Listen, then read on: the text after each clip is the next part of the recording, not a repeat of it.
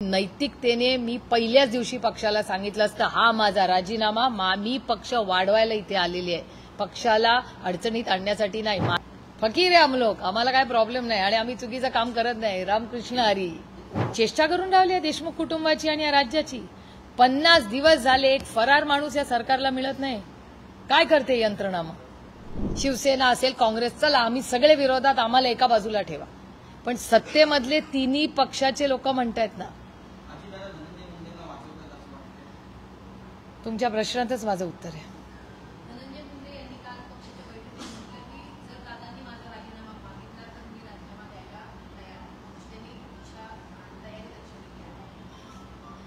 मला अशा गोष्टी कोरिलेटच होत नाही।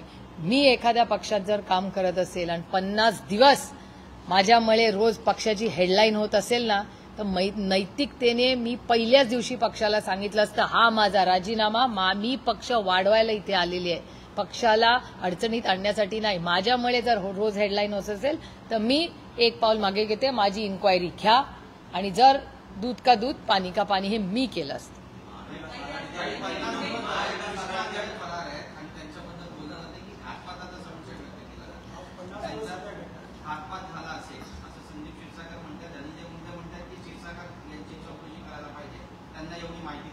हो, जरूर करावी, आम्हाला काय अडचण नाही, आम्ही तर कुठल्याही इन्क्वायरीला तयार आहोत। फकीर आहे हम लोग, आम्हाला काय प्रॉब्लेम नाही आणि आम्ही चुकीचं काम करत नाही। रामकृष्ण हरी।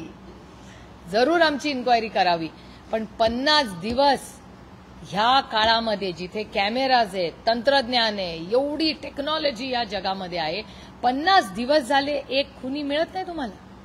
आहे कुठे तो? मग फरार असेल तर कुठे झाला? काय AI मध्ये गेला?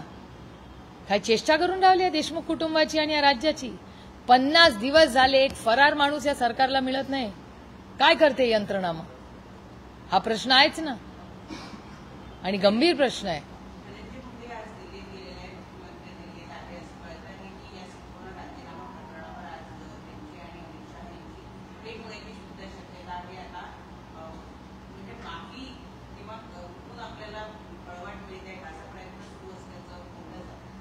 मला याची काय माहिती नाही, इट्स नॉट माय बिझनेस इधर। माझा लिमिटेड पॉइंट आहे की 50 दिवसापूर्वी या राज्यातल्या एका मुलाची हत्या झाली, त्याचं कुटुंब आणि संपूर्ण महाराष्ट्र त्या कुटुंबासाठी आणि परभणीच्या घटनेसाठी न्याय मागतोय।